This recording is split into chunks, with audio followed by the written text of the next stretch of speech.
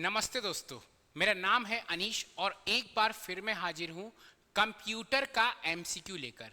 इससे पहले मैं 2 कंप्यूटर का एमसीक्यू अपलोड कर चुका हूँ इसी यूट्यूब चैनल पर। हम लोग किस पे फोकस कर रहे हैं? अमीन पटवारी एग्ज़ाम पे फोकस कर रहे हैं। लेकिन ये जो कंप्यूटर का एमसीक्यू है, ये सिर्फ आपके अमीन पटवारी एग्ज़ाम नहीं, आपको पता है भाई, व्यापम कैलेंडर रिलीज कर चुका है। जितने भी एग्ज़ाम हैं जिसमें नॉर्मल ग्रेजुएशन वाले एलिजिबल है, उन सब एग्ज़ाम के सिलेबस में कंप्यूटर सब्जेक्ट डला हुआ है। चाहे वो मंडी निरीक्षक ही क्यों ना हो, उस एग्ज़ाम में कंप्यूटर का सिलेबस है, उसमें कंप्यूटर पूछेगा। तो ये जो आपका एमसीक्यू है वह सिर्फ आपके अमीन पटवारी में हेल्प नहीं करेगा।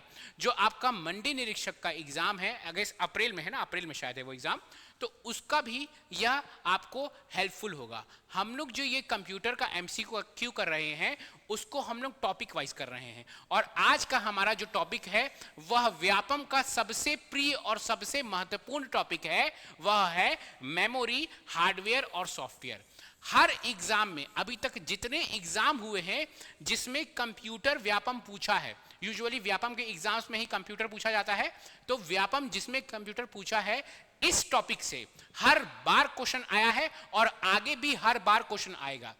इस टॉपिक से जितने भी प्रीवियस ईयर क्वेश्चन हैं और जितने भी अदर स्टेट में इस टॉपिक से पूछे गए क्वेश्चन हैं, सारे क्वेश्चन आज हम लोग इसी वीडियो में समाप्त करेंगे। ठीक है, चलिए शुरू करते हैं बिना ही कोई देरी के। ये जो आपका एमसीक्यू होगा आपका बाइलिंगुअल में होगा। चलिए, पहला क्वेश्चन क्या बोल रहा है? आपका पहला क्वेश्चन बोल रहा है, which one of the following has the fastest memory in the standard of accessing speed.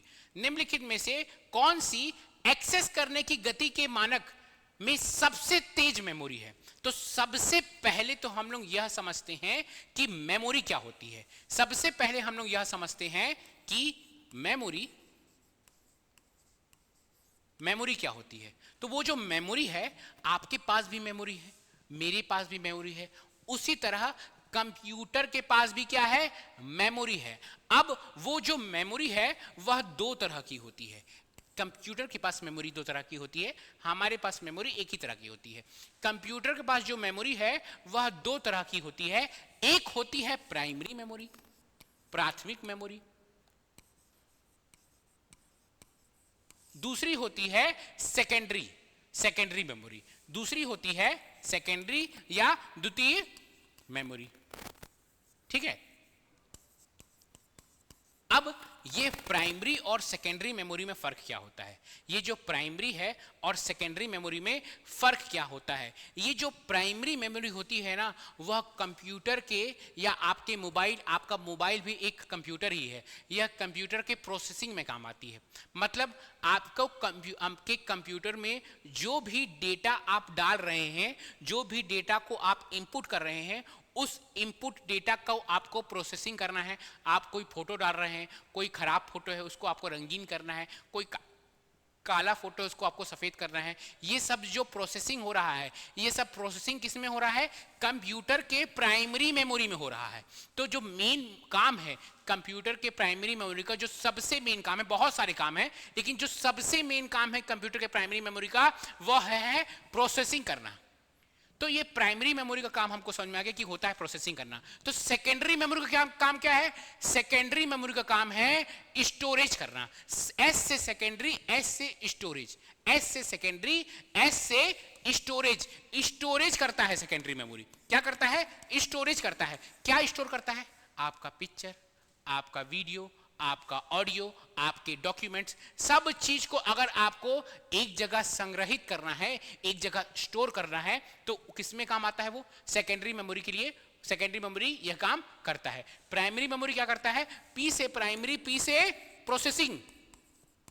जितना भी प्रोसेसिंग का काम है वह प्राथमिक मेमोरी, प्राइमरी मेमोरी करता है। अब प्राइमरी मेमोरी भी बहुत प्रकार के होते हैं, सेकेंडरी मेमोरी भी बहुत प्रकार के होते हैं, उसको हम लोग देखते हैं। देखिए, प्राइमरी मेमोरी में जो सबसे मेन है वो है रैम।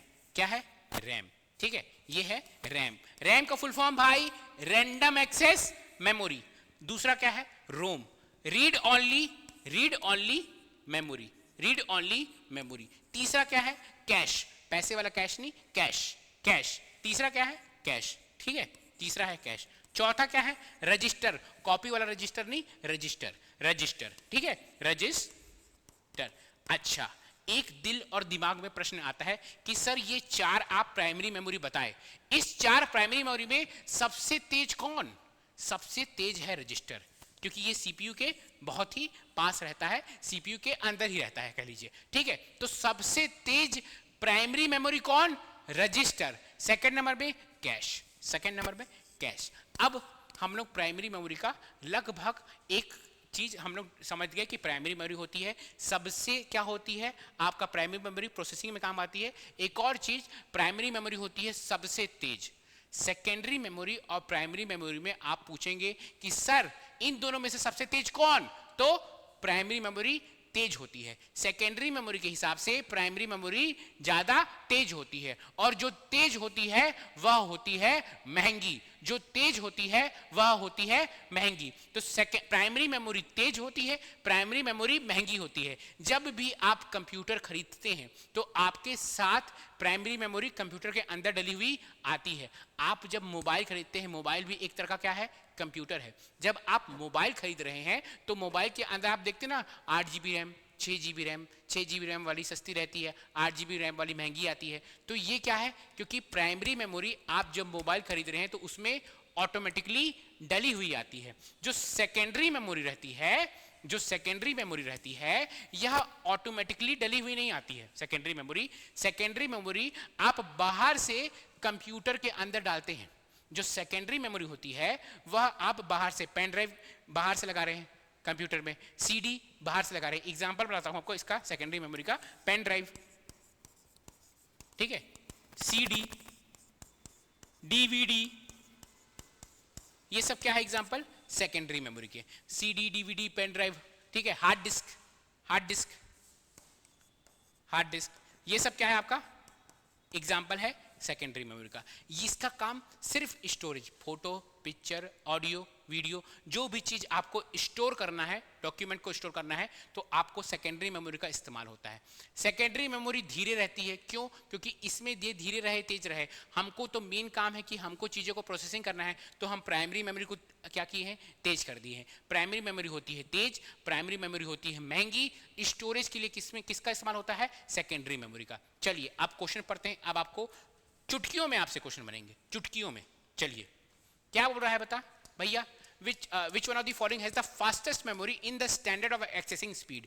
निम्नलिखित में से कौन सी एक्सेस करने की गति के मानक में सबसे तेज मेमोरी है? ठीक है, सबसे तेज। तो सबसे पहले तो इन चारों ऑप्शन को हम लोग बिना देखे, जिसमें सेकेंडरी मेमोरी अगर दिया हुआ है उसको काट डालेंगे हम लोग। कैसे काटेंगे, ये सेकेंडरी मेमोरी काट डालो, ये सीडी सेकेंडरी मेमोरी काट डालो। अब इन दोनों में से कौन सी तेज है, इन दोनों में से कौन सी तेज है? आपको बताया सबसे तेज रजिस्टर, सेकंड नंबर पे कैश दिया हुआ है, ठीक है। ये क्या है, डी रैम। रैम को ना हम लोग दो तरह से देखते हैं, एक होता है स्टैटिक रैम, एक होता है dynamic RAM. Static RAM, dynamic RAM क्या होता है, जब आगे वैसा क्वेश्चन आएगा तो आपको बताया जाएगा। डी रैम मतलब डायनेमिक रैम। चलिए नेक्स्ट प्रश्न की ओर हम लोग तेजी से उड़ते हुए, नेक्स्ट प्रश्न, नेक्स्ट क्वेश्चन बोल रहा है which one of the following is a hard magnetic disk that is used to store data permanently? निम्नलिखित में से कौन सा एक हार्ड चुंबकीय डिस्क है जिसका उपयोग डेटा को स्थायी रूप से संग्रहित करने के लिए किया जाता है? सबसे पहले वर्ड को पहचानिए। अभी आप एग्जाम में नहीं बैठे हैं, अभी आपको क्वेश्चन से बहुत सारी चीजों को समझना है। पहला चीज बोल रहा है हार्ड चुंबकीय डिस्क, ठीक है, हार्ड मैग्नेटिक डिस्क, हार्ड चुंबकीय डिस्क। अब ये हार्ड चुंबकीय डिस्क, मैग्नेटिक डिस्क, ये क्या होता है? ठीक है, हार्ड मैग्नेटिक डिस्क जिसमें मैग्नेटिक वे का मेथड होता है, मतलब उसमें क्या होता है, एक मैग्नेट का परत जमे रहता है और उसके थ्रू हम लोग कोई भी डेटा को स्टोर करते हैं, वैसी वाली मेमोरी को कहते हैं मैग्नेटिक डिस्क मेमोरी। ठीक है, अब ये हार्ड क्या होता है, देखिए एक होता है फ्लेक्सिबल डिस्क, जो होता है आपकी फ्लॉपी, वो होती है फ्लेक्सिबल डिस्क। फ्लॉपी ना बहुत पहले जब मैं बहुत छोटा सा तब यूज होता था। अब फ्लॉपी यूज होना बंद हो चुका है। फ्लॉपी अब आपको कहीं नहीं दिखेगा। फ्लॉपी क्या थी? एक गोल आकार का डिस्क था, इसमें ऐसे छोटे छोटे गोल गोल और सेक्टर बटे हुए थे जहां पे हम लोग डेटा को स्टोर करते थे, और ये सेक्टर फर्दर ट्रैक्स में बटे हुए थे जिसमें हम लोग डेटा को स्टोर किया करते थे। ठीक है, अब क्या हुआ, यह एक पतली सी गोल सी एक समझ लीजिए एक डिस्क है, तो उसको हिला ऐसे ऐसे करते थे ना, तो वो क्या हो जाता है, फ्लेक्सिबल थी, वो हिल जाती थी, ऐसे ऐसे ऐसे हो जाती थी। लेकिन हार्ड डिस्क एक चीज आया, तो उसमें क्या किया मैं बताऊं, ऐसा 5-6 डिस्क, एक डिस्क, 2 डिस्क, 3 डिस्क, 4 डिस्क, एक बीच में स्पिंडल लिए, एक डंडी लिए, उसमें एक डिस्क डाल दिए, 2 डिस्क डाल दिए, 3 डिस्क डाल दिए, क्योंकि एक डिस्क में कुछ डेटा स्टोर हो रहा है, फिर उसके नीचे एक और डिस्क डाल दिए तो उसमें कुछ डेटा स्टोर होगा, फिर उसके नीचे एक और डिस्क डाल दिए तो उसमें डेटा स्टोर हो रहा है। ऐसे करते करते हम लोग डेटा स्टोर करने की क्षमता बढ़ा दिए, और अब वो फ्लेक्सिबल नहीं रहा। अब वो क्या हो गया, अब उसको जब हम लोग हिला रहे थे तो वो हिल नहीं पा रहा था, वो हार्ड था, तो वो क्या करा दिया, हार्ड डिस्क कठोर डिस्क, हार्ड डिस्क या कठोर डिस्क। तो इसमें प्रश्न पूछ रहा है कि पहली बात तो एक और चीज प्रश्न से पकड़ना है, हमको बोल रहा है कि इसमें डेटा को संग्रहित करना। डेटा को संग्रहित हम लोग किस में करते हैं, प्राइमरी में करते हैं कि सेकेंडरी में करते हैं? हम लोग डेटा को संग्रहित सेकेंडरी में कर रहे हैं, सेकेंडरी। तो जितने भी प्राइमरी का एग्जाम वो ऑप्शन है सबको काट डालो। रैम प्राइमरी होता है, कैश प्राइमरी होता है, डी रैम प्राइमरी होता है, ये दे, एक ही ऑप्शन बच गया। ठीक है, ऐसे भी कर सकते हैं। अगर आपको बस इतना पता है कि प्राइमरी मेमोरी प्रोसेसिंग के लिए इस्तेमाल होती है, सेकेंडरी मेमोरी डेटा स्टोरेज के लिए इस्तेमाल होती है, हमको करना है डेटा को स्टोर। क्या करना है, डेटा को संग्रहित करना है, डेटा को स्टोर करना है। तो ऑप्शन तीनों काटे, आपको आंसर आ गया hard disk. UP PCL ARO का प्रश्न है। चलिए नेक्स्ट क्वेश्चन की ओर हम लोग तेजी से आगे बढ़ते हैं। नेक्स्ट क्वेश्चन है, निम्नलिखित विकल्पों में से असंगत विकल्प का चयन कीजिए। Select the incompatible option from the following option: EPROM, D RAM, S RAM, magnetic tape.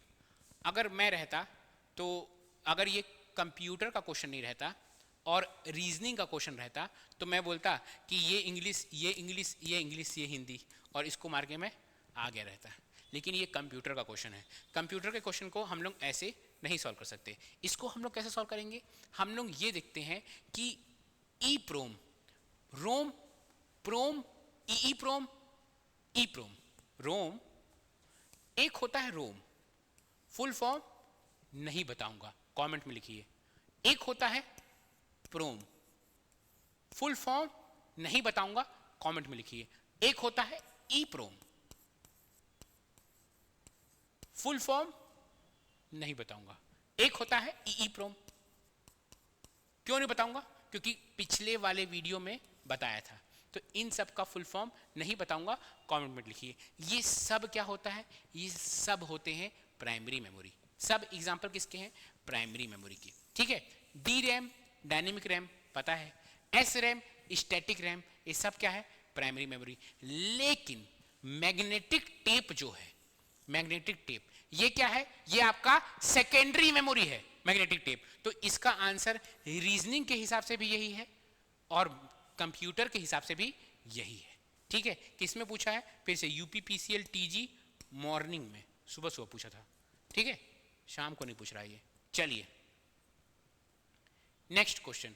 बहुत सारे बच्चे प्रीवियस वीडियो में कमेंट किए कि सर एक एक लाइन वाला क्वेश्चन मत लाओ, पूरा स्टेटमेंट वाला क्वेश्चन लेकर आओ। तो ठीक है, ले आया हूं भाई स्टेटमेंट वाले क्वेश्चन। बताइए कि नीचे दिए गए कथन सही है या गलत। सॉफ्टवेयर शब्द का अर्थ कंप्यूटर प्रोग्राम, फंक्शन और संबंधित डॉक्यूमेंट के सेट से है। ठीक है, कार्य करने के लिए कंप्यूटर में सॉफ्टवेयर और हार्डवेयर दोनों का होना आवश्यक है। बताइए, पहले तो वीडियो को पॉज कीजिए और ऐसे क्वेश्चन को पॉज करके तुरंत आंसर देने की कोशिश कीजिए। जब आप मुझे कमेंट में जरूर बताइएगा कि आपके कितने क्वेश्चन सही हुए, खुद से पॉज करके आप अपने दिल से आंसर दिए, और कितने क्वेश्चन आपकी गलती हुए। जो जो क्वेश्चन गलती हुए हैं उसका स्क्रीनशॉट लेकर फिर से रिवीजन करना है। क्लास के बाद मैं इसका पीडीएफ शेयर कर दूंगा। एक बार पीडीएफ से भी ऐसे स्क्रॉल करते करते, अच्छा इसका आंसर ये, नीचे तो आंसर लिखा हुआ है, इसके बाद इसका नीचे इसका आंसर लिखा हुआ दिखाऊंगा मैं, तो स्क्रॉल करते हुए ये आंसर, अच्छा चेक करता हूँ, हाँ सही है, ये आंसर, अच्छा चेक करता हूँ सही है। ऐसे करते करते जो गलत है उस पर फोकस करना है और आगे बढ़ना है। ठीक है, पहला क्वेश्चन देखते हैं। बताइए नीचे दिए गए संगत नीचे दिए गए कथन सही है या गलत। सॉफ्टवेयर शब्द का अर्थ कंप्यूटर प्रोग्राम फंक्शन संबंधी डॉक्यूमेंट के सेट से है। सही, बिल्कुल सही, बिल्कुल सही। कार्य करने के लिए कंप्यूटर में सॉफ्टवेयर और हार्डवेयर दोनों का आवश्यक होना जरूरी है, बहुत जरूरी है। कंप्यूटर आप ले लिए, मोबाइल ले लिए, उसमें एंड्रॉयड ही नहीं है तो क्या हवा कुछ चालू ही नहीं होगा। कंप्यूटर ले लिए, उसमें विंडोज ही नहीं है, एप्पल वाला ले लिए, उसमें आईओएस ही नहीं है, तो क्या डिब्बा तो है वो कोई काम का नहीं, प्लास्टिक का डिब्बा है वो। ठीक है, तो आपका सॉफ्टवेयर होना भी जरूरी है। अब हार्डवेयर होना भी कैसे जरूरी है भाई। हार्डवेयर है क्या, कंप्यूटर जो है आपका, जो मॉनिटर है, जो सीपीयू है, जो आपका कीबोर्ड है, ये तो हार्डवेयर ही है। हार्डवेयर नहीं रहा तो क्या ही का कंप्यूटर, किसमें सॉफ्टवेयर डालोगे। तो दोनों सॉफ्टवेयर और हार्डवेयर दोनों का होना आवश्यक है, ये भी सही है, तो दोनों सही है। तो जहां जहां गलत लिखा है काट डालो। ठीक है, आंसर होगा डी। इसका क्या आंसर होगा, आंसर है डी। चलिए आगे की ओर हम लोग बढ़ते हैं बहुत ही तेजी से। ठीक है,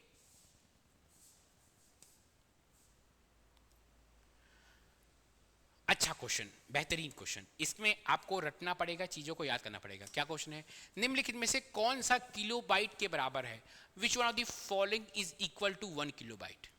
अब देखिए ये बाइट बिट क्या होता है। मेमोरी को जब आप स्टोर करते हैं, जब आप कोई पिक्चर डाउनलोड करते हैं, तो वो क्या होता है, 1 जीबी का होता है या 812 एमबी के आसपास का होता है ना। वो क्या है जीबी। जब आप फोटो डाउनलोड करते हैं, छोटा मोटा फोटो रहता है तो वो 1 केबी 2 केबी 5 केबी का होता है। जब बड़ा फोटो होता है तो 5 एमबी 10 एमबी का होता है। ये सब है क्या, उसका कैपेसिटी है, मतलब वो जो साइज होता है ना इमेज का, 5 एमबी 10 एमबी उसका साइज होता है। तो जो मेमोरी को नापने का ना एक साइज होता है, उसको उसका पूरा एक चार्ट है, उस चार्ट को आपको कंठस्थ याद होना चाहिए, क्योंकि उस चार्ट से आरआई में प्रश्न आया है और 3-4 पर प्रश्न आया है, आने की संभावना बहुत ज्यादा है। ठीक है, क्या है चार्ट, देखिए पूछेगा सबसे छोटा मेमोरी स्टोरेज। ठीक है, किस में होता है, बिट्स में होता है। बिट्स में क्या, बिट्स। बिट्स क्या होता है, 0 और 1। 0 मतलब ऑफ, कंप्यूटर का कंप्यूटर 0 1 को ही समझता है, जिसको हम लोग बाइनरी लैंग्वेज भी कहते हैं। तो 0 मतलब ऑफ, 1 मतलब ऑन। तो सबसे छोटा जो मेमोरी स्टोरेज यूनिट होता है वो होता है बिट्स। ठीक है, अब अगर हम लोग ऐसे, अच्छा ये क्या है, 2 हुआ, 1 और 2 तो 2। अब हम लोग ऐसे 2 टू द पावर 2 ले लिए, मतलब 0 0 1 0 1 ऐसे बनाता हूँ, 0 1 0 1 0 1 और 0 0 1 ऐसे ले लिए, तो ये कहलाएगा निब्बल। मतलब कहने का मतलब क्या है कि, कहने का मतलब ये है 4 bit is equal to 1 nibble. ठीक है, ठीक है, एक और 8 बिट या 2 nibble is equal to 1 byte. ठीक है, ठीक है, अब क्या बोल रहा है आपका, बाइट हो गया। फिर 2 टू द पावर, ये देखिए ये 2 टू द पावर 2 था, ये 2 टू द पावर 3 है। ध्यान दीजिएगा ना, इसको ध्यान दीजिएगा, इसको हमेशा 2 के रेस टू द पावर में चीजें आएंगी। ठीक है, अब 2 टू द पावर 10 क्या होगा, 1024 1024 की बाइट इज इक्वल टू 1 केबी लिख रहा हूं, केबी होता है किलो बाइट। ठीक है, अब 1024 KB kilobyte is equal to 1 megabyte. 1024 megabyte is equal to 1 gigabyte. 1024 gigabyte is equal to 1 terabyte. ठीक है, gigabyte, megabyte, kilobyte, megabyte, gigabyte, terabyte. 1024 terabyte is equal to 1 petabyte. 1024 petabyte is equal to 1 exabyte. 1024 exabyte is equal to 1 zettabyte. ठीक है, 1024 zettabyte is equal to 1 yottabyte. जगह नहीं बचा। इतना तो भैया याद ही होना चाहिए, बाकी सब बच्चों से अलग करना है तो इतना आपको याद होना चाहिए कि 1024 किलोबाइट के बाद क्या आता है मेगाबाइट, मेगाबाइट के बाद गीगाबाइट, गीगा के बाद टेरा, टेरा के बाद पेटा, पेटा के बाद एक्सा, एक्सा के बाद जोटा, जोटा के बाद योटा। जिस तरह से मुझे याद है उसी तरह से आपको भी याद होना चाहिए। ठीक है, क्यों याद होना चाहिए? एग्जाम में क्वेश्चन पूछता है, 4 ठो नंबर उठा देगा, बोलेगा बड़ा से छोटा जमा, छोटा से बड़ा जमा। ये सब बहुत बार क्वेश्चन, और अभी का जो पैटर्न चल रहा है ना भाई, ऐसे प्रश्न आने की संभावना बहुत ज़्यादा है। इन बोलेगा एक ठो मेगा बोल देगा, एक ठो टेरा बोल देगा, एक ठो पेटा बोल देगा, एक ठो योटा बोल देगा, बोलेगा छोटे से बड़ा जमाओ या बड़ा से छोटा जमाओ। ऐसे प्रश्न आने की संभावना बहुत ज़्यादा है। तो ये जो चीज़ है ये तुमको कंठस्थ याद होना चाहिए, सीधे खून में बस जाना चाहिए। ठीक है, चलिए, है ना। तो इसका प्रश्न का क्वेश्चन क्या बोल रहा है? ये क्वेश्चन क्या है भैया कि निम्नलिखित में से कौन सा 1 किलोबाइट के बराबर है? तो 1 किलोबाइट के बराबर हो जाएगा 1 किलोबाइट ना, 512 निबल नहीं, गलत है। 1 मेगाबाइट, ये कुछ भी, ये क्या है भाई? ये देखते हैं, ये है 8 इंटू 1024 करो तो भाई, 8 इंटू 1024, हाँ यही होगा आंसर। ठीक है, ये होगा आंसर 8 इंटू 1024। क्यों क्यों भैया? किलोबाइट है ना, किलोबाइट, किलोबाइट वो 8 बिट के बराबर है। ठीक है, गणित है, गणित करना है, मैं क्यों बताऊं? अमीन पटवारी में गणित भी आ रहा है ना, समझो इसको खुद से। ठीक है, चलिए, है ना। ये देख, ये लिखा हुआ है, इसको क्लास के बाद इसका पीडीएफ शेयर कर दूंगा, इसको एक बार फिर से पढ़ लेना अच्छे से। ठीक है, जितने भी आपके बेसिक स्टोरेज यूनिट होता है वो बाइट में होता है, फिर छोटे छोटे डॉक्यूमेंट क्या होता है किलो बाइट में होता है, फिर फोटो गाना वाना किस में मेगाबाइट में होता है, फिर वीडियो सॉफ्टवेयर किस में गीगाबाइट में होता है, टेराबाइट में हार्ड ड्राइव जो आता है वो टेराबाइट में आता है, लार्ज डेटा सेंटर में क्या होता है पेटाबाइट होता है। ठीक है, फिर एक्साबाइट है ना, फिर जेटाबाइट, फिर योटाबाइट, ये सब याद होना चाहिए। चलिए आगे बढ़ते हैं। कंप्यूटर की गति किस इकाई में मापी जाती है? In which unit is the speed of computer measured? Computer की गति किस इकाई में मापी जाती है? तो जो कंप्यूटर की गति है, ये बाइट तो मेमोरी स्टोरेज डिवाइस है, क्या फालतू चीज लिखा हुआ है, बिट भी फालतू चीज है। जूल एनर्जी का होता है, एनर्जी ऊर्जा का, जूल, जूल क्या होता है? ऊर्जा की यूनिट होती है। ऊर्जा की यूनिट ऊष्मा की बोल दीजिए, हीट की। ऊष्मा की यूनिट क्या होती है? जूल होती है। ठीक है, जूल। क्या बच गया? मेगाहर्ट्ज। मेगाहर्ट्ज क्या है? क्या है, किसका है आपका? मेगाहर्ट्ज कंप्यूटर की स्पीड किसमें नापी जाती है? मेगाहर्ट्ज भी है, हर्ट्ज भी कह सकते हैं, है ना, गीगाहर्ट्ज भी कह सकते हैं। आजकल जो नया नया कंप्यूटर है उसकी स्पीड गीगाहर्ट्ज में नापते हैं, गीगाहर्ट्ज। ठीक है, एक होता है हर्ट्ज, एक होता है मेगाहर्ट्ज, एक होता है गीगाहर्ट्ज।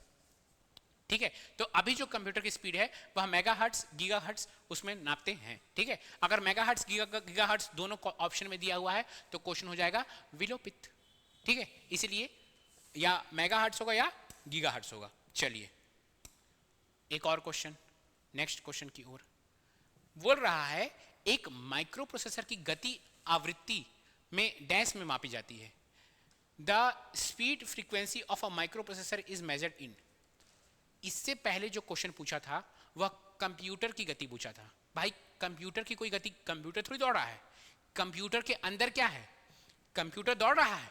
कंप्यूटर तो एक डिवाइस है, कंप्यूटर के अंदर माइक्रो प्रोसेसर है, माइक्रो प्रोसेसर की स्पीड होती है, कंप्यूटर की कोई स्पीड नहीं होती है। ये जो प्रश्न है, ये प्रश्न दोनों सेम है, कंफ्यूज करने के लिए आया है, कंफ्यूज करने के लिए आपको पूछा गया है। एक किसमें पूछा था भैया?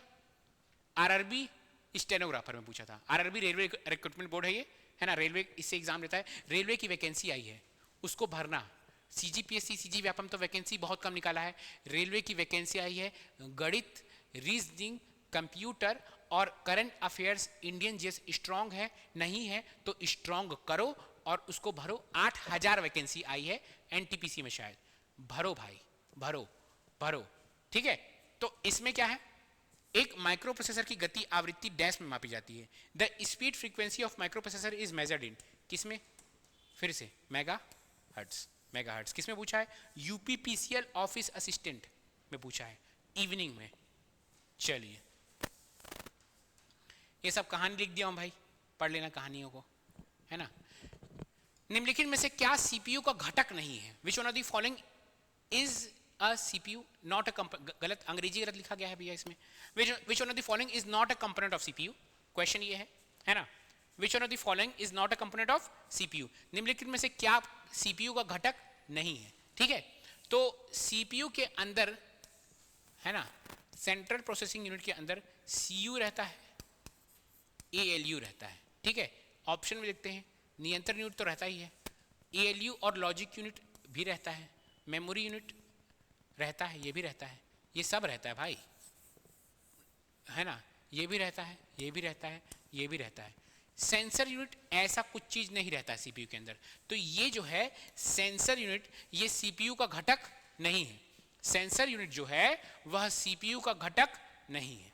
चलिए घटक भाई, आगे बढ़ते हैं। प्रश्न पूछ रहा है, इसमें से कौन सा घटक कंप्यूटर सीपीयू के प्रमुख घटकों में सम्मिलित है? एक एक क्वेश्चन बार बार पूछ रहा भैया। अच्छा, ये यूपीपीसीएल, टीजीएल इवनिंग में पूछा है, ठीक है। तो हमको पता है ये आसान क्वेश्चन है, तो इसको हम लोग जल्दी जल्दी करके आगे बढ़ते हैं। रोम जैसा कुछ चीज सीपीयू के अंदर नहीं रहता है, हार्ड डिस्क नहीं रहता है, ठीक है। रोम रैम नहीं रहता है, ठीक है, हार्ड डिस्क नहीं रहता है, काट दिया। रजिस्टर, एएलयू, सीयू, ये सब किसके अंदर रहता है? सीपीयू का घटक है। क्या है? घटक। चलिए, प्रश्न पूछ रहा है कि एक बाइट में कितने बिट होते हैं? ये तो मैं आपको अभी ही पढ़ाया था। फिर यूपीपीसीएल कोई टीजी, क्या कौन कौन सा एग्जाम यार, टीचिंग ग्रेजुएट है क्या ये? हो सकता है टीचिंग ग्रेजुएट होगा, ठीक है। तो क्या है भैया, एक बाइट, 1 बाइट, एक बाइट में 8 बिट्स होते हैं, है ना। एक बाइट में 8 बिट्स होते हैं और 2 निब्बल, 2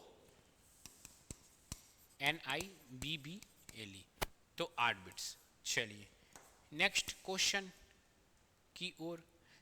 एक किलोबाइट स्मृति में कितने निब्बल होते हैं? एक किलोबाइट स्मृति में कितने निब्बल रहते हैं? ठीक है, तो फिर ये गणित का क्वेश्चन है। इस क्वेश्चन को मैं आपके लिए छोड़े जा रहा हूं। क्यों? अमीन पटवारी में मैथ्स भी आ रहा है। मैथ्स मैं आपको बोल रहा हूं, आप में से बहुत सारे बच्चे ये बोलेंगे सर पूरा पेपर बन रहा था, पूरा पेपर, लेकिन मैथ्स मेरा टाइम खींच लिया।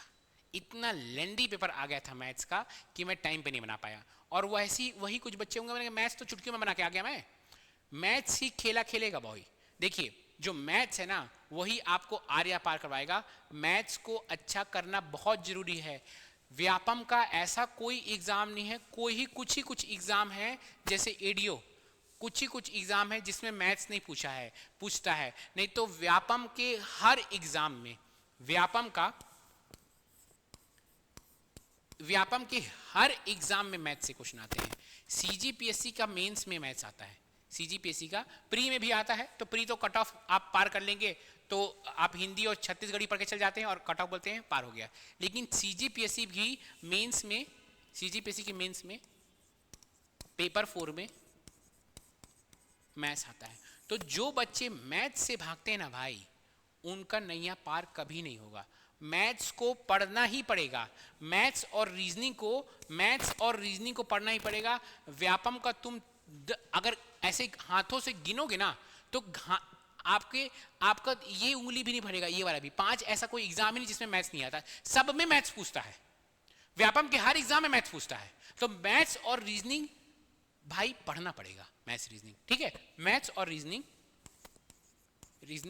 पढ़ना पड़ेगा। अच्छा, कुछ लोग किए रहते हैं एमए, बीए, बीकॉम, उन लोग बोलते हैं सर मैं मैथ्स कैसे पढूं, मैथ्स, फिर उन लोग क्या करते हैं यूट्यूब में जाते हैं, यूट्यूब में टीचर वो यूट्यूब के टीचर को सर्च मारते हैं और यूट्यूब के टीचर आते हैं और पढ़ाते हैं उन लोग। अब देखिए वो जो यूट्यूब के टीचर हैं बहुत अच्छे टीचर हैं, उन लोग को बहुत अच्छा मैथ्स आता है, लेकिन वो पढ़ा रहे हैं एसएससी का, ठीक है, वो पढ़ा रहे हैं एसएससी सीजीएल का, और वो जो क्वेश्चंस लेकर आ रहे हैं वो सोच रहे हैं कि जो मेरा बच्चा है वो भी वो उसी लेवल का है, तो उस क्वेश्चन वो वैसे ही क्वेश्चन लेकर आते हैं और वो बहुत सारे ट्रिक बताते हैं। वो आपको एकदम बेसिक से मैथ्स नहीं पढ़ाएंगे। आप जो ये बीए वाले हो, एमए वाले हो, आर्ट्स वाले हो, जितने भी आर्ट्स वाले हो, जितने भी कॉमर्स वाले हो, और बहुत सारे मैथ्स वाले भी कह रहा हूं, आप लोग को बेसिक मैथ्स जानना है। वो बेसिक मैथ्स आपका यूट्यूब से सही नहीं होगा। यूट्यूब में क्वेश्चन आ रहा है, वो क्वेश्चन आपको सॉल्व करके दे रहे हैं, आप देख रहे हैं अरे यार ये तो मेरे से बन गया, लेकिन जब आप अपने से क्वेश्चन सॉल्व करने की कोशिश कर रहे हो आपसे नहीं बन रहा है। कई बार आप देखना, आप किसी भी जो टीचर है जो YouTube में पढ़ा रहे हैं वो आप एसएससी सीजीएल वाले टीचर रहते हैं, बहुत सारे टीचर, अगर आप सर्च मारोगे तो आपको मिल जाएंगे। आप उनका वीडियो पूरा देखना, फिर अपना सीजी पीएससी और सीजी व्यापम के क्वेश्चन सॉल्व करना, आपसे नहीं बनेगा। आप इस चीज को समझो, वो बेसिक नहीं पढ़ा रहे हैं, वो बेसिक बच्चों को पढ़ा चुके हैं, वो YouTube में शॉर्टकट ट्रिक बता रहे हैं कि अच्छा इसको ऐसे कर ले, इसको ऐसे कर ले, इसको ऐसे कर ले और बन जाएगा तेरा आंसर, ठीक है। वो शॉर्टकट ट्रिक बता रहे हैं, वो उन बच्चों को पढ़ा रहे हैं जिनका बेसिक ऑलरेडी क्लियर है, जो एसएससी सीजीएल बड़े बड़े एग्जाम्स की मैथ्स की, जिसमें बहुत ज्यादा मैथ्स आता है, अच्छे लेवल का मैथ्स आता है, उनकी तैयारी कर रहे हैं। इसलिए आपको मैं हमेशा कहता हूं, सेम चीज मैं करंट अफेयर्स में भी कहता हूं कि करंट अफेयर्स आप सेंट्रल लेवल के टीचर से पढ़ रहे हैं, आप अपना टाइम बर्बाद कर रहे हैं। उतना हाई लेवल का current affair CGPSC CG Vyapam पूछ ही नहीं रहा है। आपको बेसिक पता होना चाहिए, बेसिक आपका पता होना चाहिए। करंट अफेयर्स भी बहुत ऊपर से पूछता है, कई बार छत्तीसगढ़ का तो डीप में पूछ देगा, इंडिया का करंट अफेयर्स बहुत ऊपर से पूछता है ना। वो कभी किसी बैंकिंग का करंट अफेयर्स पूछ रहा है, लेकिन अगर आप सेंट्रल लेवल का टीचर्स को देख रहे हैं तो वो बैंकिंग का करंट अफेयर्स पढ़ा रहे हैं ना। वो किसी कभी डिफेंस का करंट अफेयर्स पूछ रहा है छत्तीसगढ़, तो अगर आप सेंट्रल लेवल का टीचर देख रहे हैं तो वो डिफेंस का करंट अफेयर्स पढ़ा रहे हैं, ठीक है। आप क्वेश्चन का पैटर्न समझिए, जब आप क्वेश्चन का पैटर्न समझेंगे कि आपसे करंट अफेयर्स कौन सा पूछ रहा है, उसके हिसाब से तैयारी कीजिए। इसीलिए मैं करंट अफेयर्स लेकर आता हूं, खासकर वैसा करंट अफेयर्स जो छत्तीसगढ़ में जैसा पूछा गया है, स्पोर्ट्स से पूछ रहा है, ठीक है, एकदम जो मेजर न्यूज हो जाता है ना, एकदम नेशनल न्यूज, उसको पूछता है, ठीक है। अगर नरेंद्र मोदी जी कहीं जा रहे हो, कुछ बहुत ही अच्छा हो गया, जैसे नरेंद्र मोदी जी गए थे आपका थाईलैंड गए थे ना, हाँ थाईलैंड गए थे आई गेस, वहां पे ढोकरा आर्ट दिए थे, तो वहां से क्वेश्चन आ गया था, ठीक है। तो ऐसे क्वेश्चंस आते हैं, ठीक है, क्वेश्चन का पैटर्न समझना पड़ता है ना। वही चीज आपका सेम चीज मैथ्स में होता है। तो मैथ्स आपको बेसिक से पढ़ना पड़ेगा। मैथ्स को बेसिक आप बुक उठाइए या कहीं भी किसी भी यूट्यूब वीडियो को देख रहे हैं तो वहां देखिए जहां पे आपको बेसिक आपका क्लियर हो रहा है, वहां नहीं जहां पे वो आपको क्वेश्चन बताया जा रहा है। पहले आपका बेसिक क्लियर होगा मैथ्स का, तभी चीजें स्टार्ट कीजिए नंबर सिस्टम से। नंबर सिस्टम बहुत जरूरी होता है मैथ्स में, ठीक है। चलिए कहां से कहां आ गए हम, कहां पे थे हम लोग? इसका आंसर आप मुझे कमेंट में बताइएगा, जल्दी से पार करूंगा कि आपको दिख ना पाए। ए भाई रुक जा, नेक्स्ट स्लाइड में आंसर है, जल्दी से पार हो जा। हाँ पार हो गया जल्दी से। चलिए नेक्स्ट क्वेश्चन, निम्नलिखित में से कौन सा संग्रहण इकाई सीपीयू का अभिन्न अंग है? Which one of the following storage unit is a CPU is a integral part of CPU, है ना। मैं आपको बताया था कि एक जो मेमोरी होता है वह सबसे तेज होता है और सीपीयू के अंदर होता है, सीपीयू का अभिन्न अंग होता है। तो वो क्या होता है? वह होता है आपका सीडी नहीं, रोम नहीं, रैम नहीं, रजिस्टर, ठीक है। सीपीयू के अंदर रहता है, सीपीयू का अभिन्न अंग होता है रजिस्टर, ठीक है। चलिए कब आया भैया? ये भी कोई यूपीएससीएल का एग्जाम में आया हुआ है। The device that converts a physical image into a digital image is called. वह उपकरण जो भौतिक छवि को डिजिटल छवि में परिवर्तित करता है वह क्या कहलाता है? आपके पास कोई पेज है, आपके पास कोई पेज है, समझ लीजिए ये आपका कोई पेज है, यहाँ पे आसपास कोई पेज नहीं है, तो इस रिमोट को पेज एज्यूम कर लीजिए। वैसे भी आप मैथ्स में बहुत सारी चीजें एज्यूम करते हैं, ठीक है। इस रिमोट को पेज एज्यूम कर लीजिए। इस पेज में जो भी चीज लिखा हुआ है उस पेज को आपको कंप्यूटर के अंदर डालना है। जो ये जो चीज है, जो भौतिक छवि है, जो भौतिक छवि है उसको डिजिटल छवि बनाना है, तो उसके लिए किस चीज का इस्तेमाल करते हैं, उसका आंसर भी मैं आपको नहीं बताऊंगा, लेकिन हिंट देकर जाऊंगा। फोटो बना दे रहा हूं उसका, कुछ इस तरह का रहता है। मेरा फोटो ऑलरेडी बहुत खराब है, तभी भी कुछ इस तरह का रहता है वो, है ना। इसमें आप डालते हैं पेपर, ऐसे पेपर डालेंगे, फिर वो ये कनेक्ट रहता है आपके कंप्यूटर से। जब आप पेपर डालें वो पेपर यहाँ पर बनकर आ गया, ठीक है, वो होता है। तो ये क्या है, इसका आंसर क्या है, ये आप मुझे कमेंट में बताइएगा, ठीक है। 2 होमवर्क मिला है, 2 ठो, ठीक है। चलिए फिर से मेरे को बहुत तेजी से पार करना पड़ेगा। चलिए भाई, हाँ, वीडियो को पॉज करके आंसर मत देख लीजिएगा।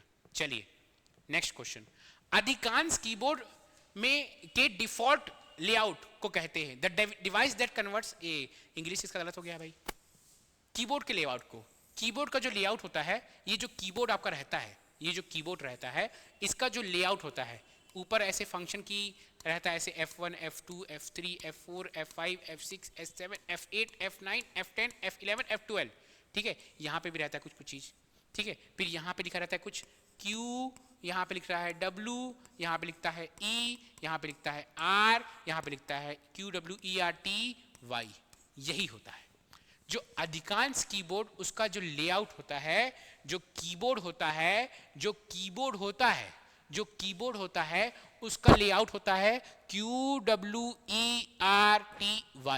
क्वाटी। क्या कीबोर्ड? क्वाटी कीबोर्ड।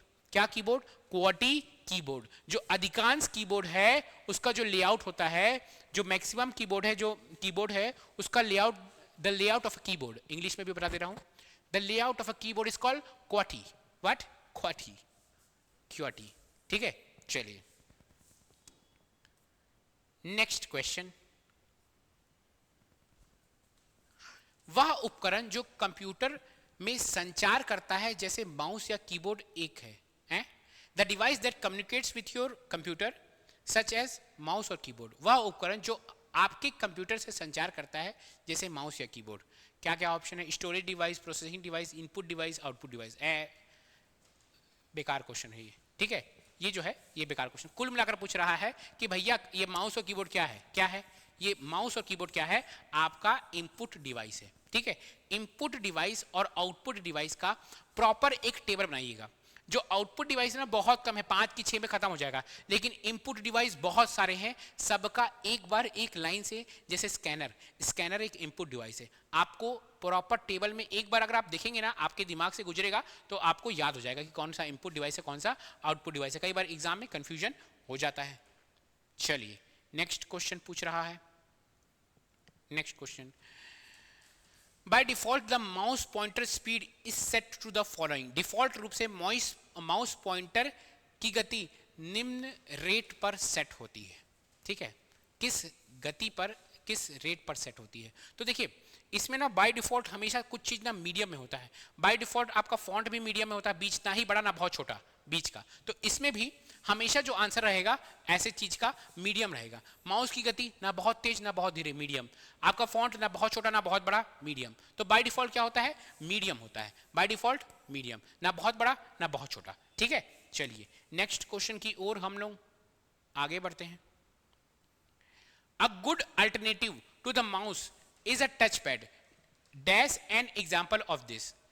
माउस का एक अच्छा माउस का एक अच्छा विकल्प टच पैड, डैश का उदाहरण है software device, pointing device, printing device, temporary device. तो ये जो है, जो माउस है वह क्या है? एक तरह का पॉइंटिंग डिवाइस है, ठीक है।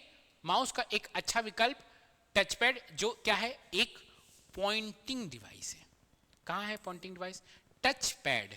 टच पैड लैपटॉप जो रहता है ना, लैपटॉप में माउस नहीं रहता है। अगर आप लैपटॉप को देखेंगे, इस तरह का कुछ लैपटॉप होता है, ये लैपटॉप में माउस नहीं, यहाँ पे ऐसे रहता है कुछ, यहाँ पे कीबोर्ड रहता है, और ये जो कहते हैं इसको कहते हैं टच पैड, टच पैड, ठीक है।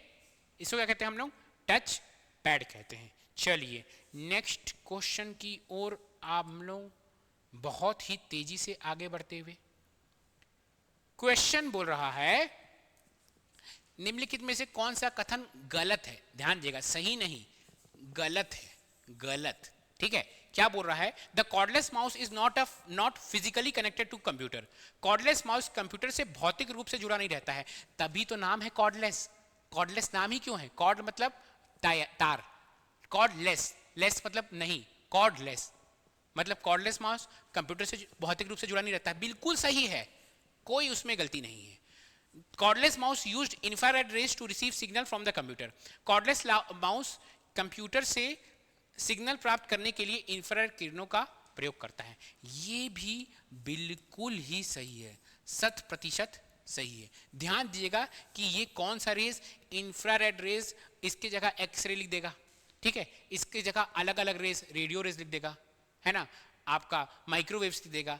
तो ध्यान दीजिएगा कंप्यूटर जो आपका माउस रहता है वह किस रे का इस्तेमाल करता है, इंफ्रारेड रेज।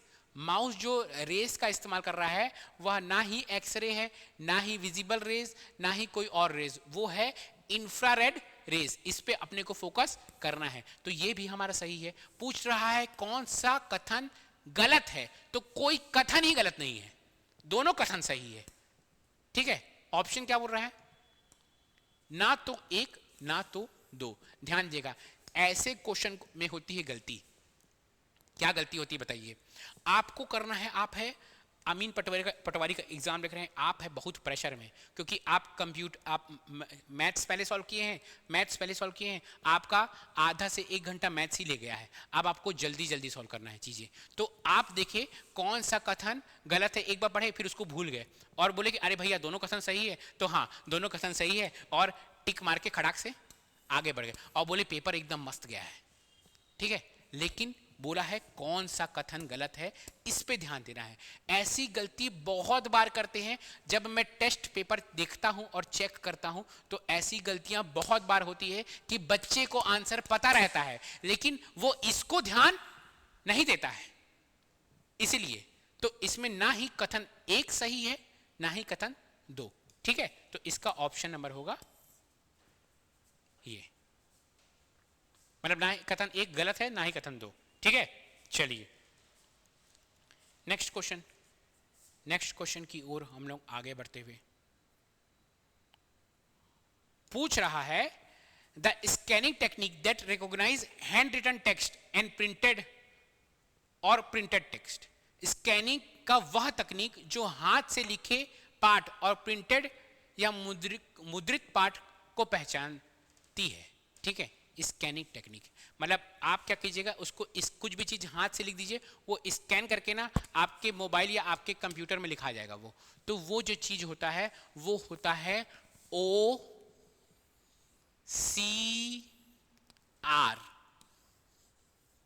क्योंकि ये किसको पहचान रहा है, हैंड रिटन टेक्स्ट, इसको कहते हैं character.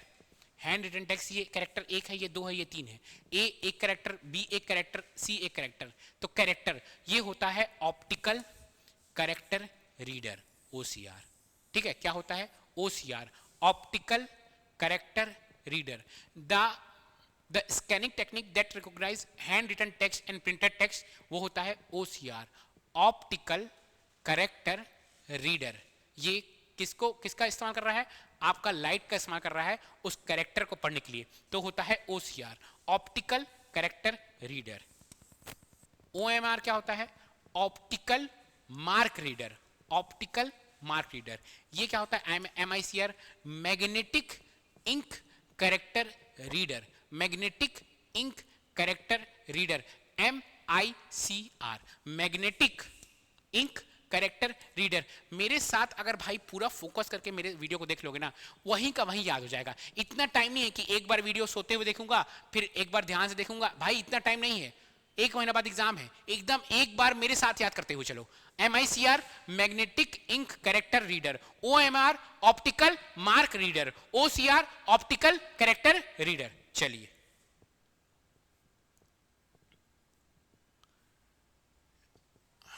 What is the technology of scanning that reads the ink box in a predefined space? ये वही चीज है जिसको देखकर आपकी दिल की धड़कनें हो जाती है तेज।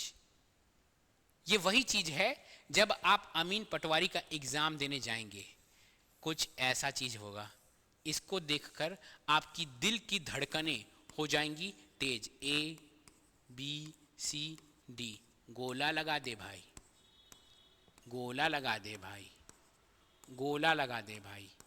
इसको देखकर जो आपकी दिल की धड़कनें हो जाती है तेज, ये वही चीज है। क्या है? स्कैनिंग की तकनीक जो पूर्व निर्धारित स्थान में स्याही बॉक्स को पड़ती है, क्या कहलाती है? वो कहलाती है, आप लगाते हैं इसमें गोला, गोला, गोला। ये होता है ऑप्टिकल मार्क रीडर। मार्क, आप मार्क किए, मार्क किए, ऑप्टिकल मार्क रीडर। तो ये होता है OMR। क्या होता है? OMR, optical mark reader. ठीक है, चलिए। Which of the following input device is usually used to read the selection of a candidate in a multiple choice question? Same question को दूसरे तरीके से लिखकर दे दिया है। क्या क्वेश्चन है? बहुविकल्पी प्रश्नों में उम्मीदवार के चयन को पढ़ने के लिए आमतौर पर निम्नलिखित में से किस इनपुट डिवाइस का उपयोग किया जाता है?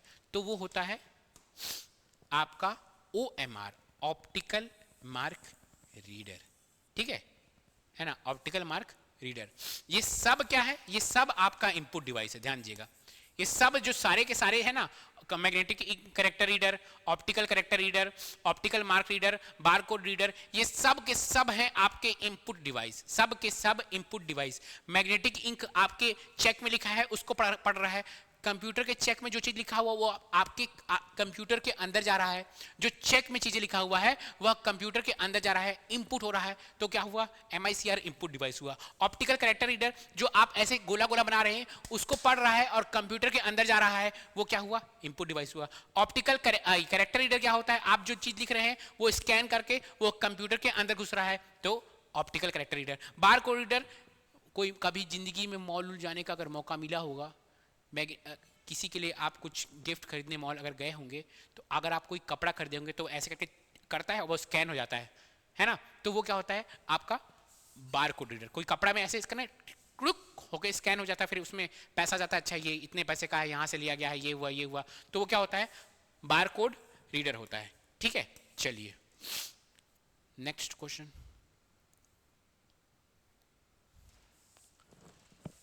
Microphone is a dash device which receives sound as an input. Microphone dash device है जो इनपुट के रूप में ध्वनि को ग्रहण करता है। ये बहुत ही बेकार क्वेश्चन है। माइक्रोफोन क्या है? इनपुट डिवाइस है। ठीक है, माइक्रोफोन क्या है? इनपुट डिवाइस है ना। ध्वनि संकेतन संग्रहण, ध्वनि संकेतन प्रक्रिया, ऐसा कुछ नहीं होता है। माइक्रोसॉफ्ट क्या है? एक इनपुट डिवाइस है। चलिए, है ना। प्रश्न पूछ रहा है, which one of the following input device use light sensitive detector to select object on a display screen? निम्नलिखित इनपुट उपकरणों में से कौन सा डिस्प्ले स्क्रीन पर ऑब्जेक्टिव का चयन करने के लिए एक प्रकाश संवेदनशील डिटेक्टर का उपयोग करता है? तो ये कुछ इस तरह का ही रहता है, इससे प्रकाश निकलता है।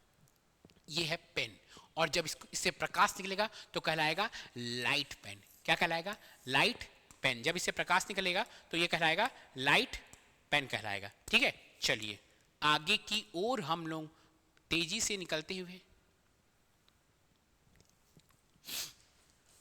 बढ़िया क्वेश्चन, बेहतरीन क्वेश्चन। कौन सा इनपुट डिवाइस एनालॉग सूचना को डिजिटल रूप में परिवर्तित करता है जिससे ड्राइंग और छवियों में सुधार या बदलाव करने जैसे बारीक काम के लिए किया जाता है? Which input device convert analog information into digital form that can be used for fine work such as drawing and correcting or altering the image?